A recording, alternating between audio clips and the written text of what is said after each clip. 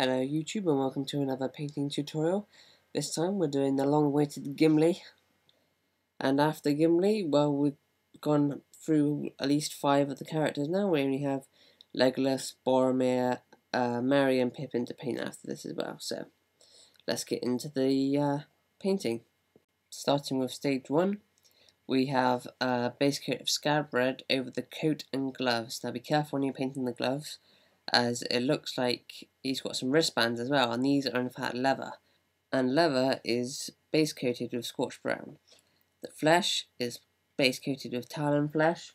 His beard is base coated with scorched brown as well. The axe half, so the wooden bit of the axe, is base coated with chaos black, which it already is. And the silver is painted with chainmail, and he has some gold bits on his buckle, on his helmet, and on his shoulder pads, and those are base coated with tin bits. So let's talk a little bit about Gimli and how he plays in the game. First off, the description of him goes like this. Like all dwarf kind, Gimli, son of Gloin, is a grim and plain-speaking but also doughty warrior. His courage and his axe are equally valuable additions to the Fellowship on their journey. Gimli is heavily armoured in the fashion of dwarf warriors and is well accustomed to the rigours of combat. Gimli proves a stalwart warrior during the bitter fight of the war against Sauron, slaying a multitude of orcs with his fearsome axe. So Gimli's points value is 80 points. He has a might value of 3, a will value of 2, and a fate value of 2 as well. His fighting skills look like this. 6/4 plus for his fight, 4 for his strength, 8 for his defense, 2 attacks, 2 wounds, and 6 courage.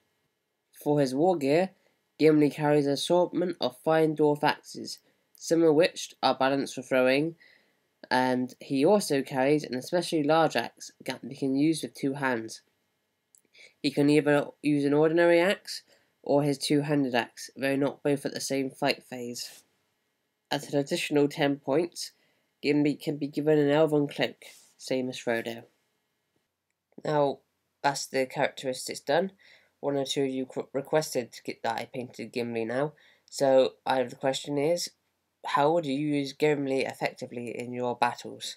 Post in the comments below, and I will read them, and hopefully I'll be able to put some of your ideas to the test at some point in a battle report, which I intended to do after I've painted all the Mines of Moria. Which brings me on to my second question.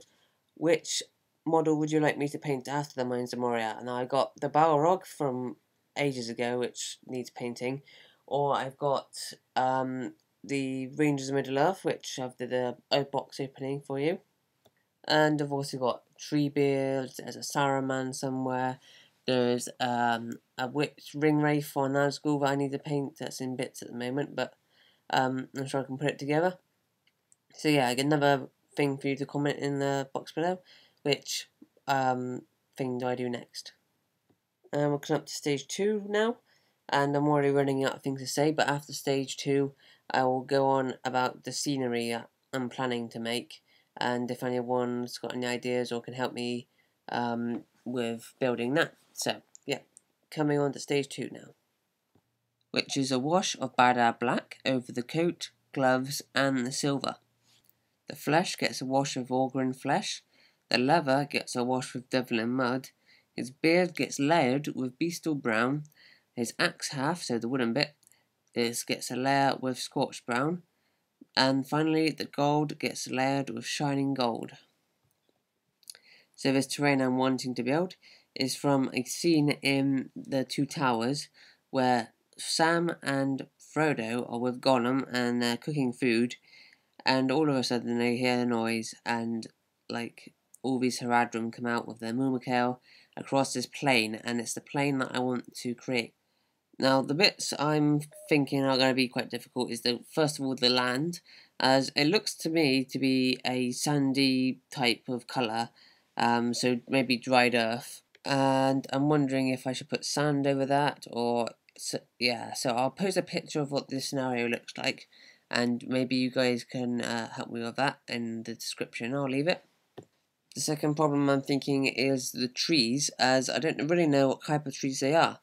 So if you can tell me like which trees will probably be best for me to use, or well, yeah, that just which ones do you think will be best for me to use.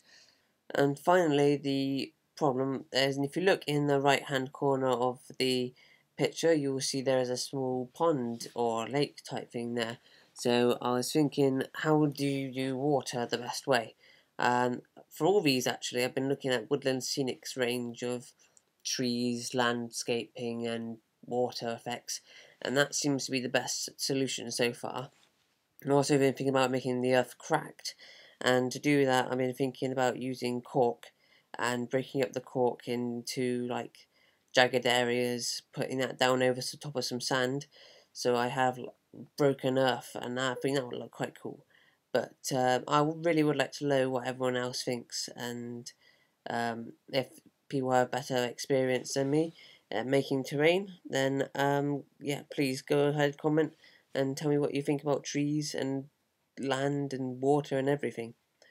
So yeah, coming up to stage 3 now, and I'll come back to you after that. So on to stage 3, where we have the coat and gloves highlighted with scab red, his flesh highlighted with cut tartan flesh, the leather highlighted with scorched brown, his beard washed with augurin flesh, the axe haft highlighted with kermkiki brown, silver highlighted with chainmail, and the gold highlighted, well, no, actually the gold is layered with burnished gold. So I thought about something else to talk about, and that would be forums. Is there any Lord of the Rings Warhammer forums that are really popular and used quite often? I currently look at miniwargaming.com's forums, and there's about 4 of us who actually are on there a lot, talking about Lord of the Rings Warhammer anyway. They seem to be mostly a 40k website, which shows in their videos, because obviously they have loads and loads of 40k videos and not much else. And that's reflected in the forums, where there's loads and loads of people in the 40k forums. You do get some good ones in the terrains. There's group builds and things, which is quite interesting.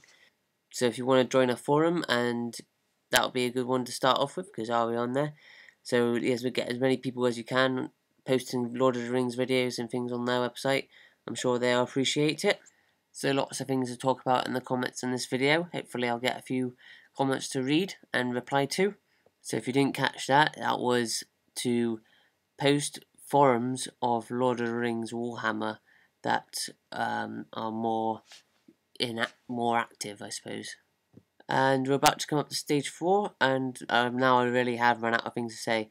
So yeah, I'll go on to stage 4.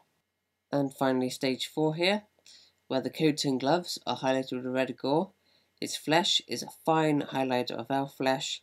The leather has a fine highlight of bestial brown. His beard is highlighted with bestial brown. The axe haft is washed with devlin mud. The silver is highlighted with mithril silver on the edges, and the gold has a wash of devlin mud. Well, that's it for this video. I hope you enjoyed it. Please comment on the subjects I've been talking about. It'd be great if you liked it or even favorited it. And if you did enjoy it, please subscribe to the channel, as I will be posting more videos shortly. The next video will probably be either Merry or Pippin. Thank you again for watching, and have a good day.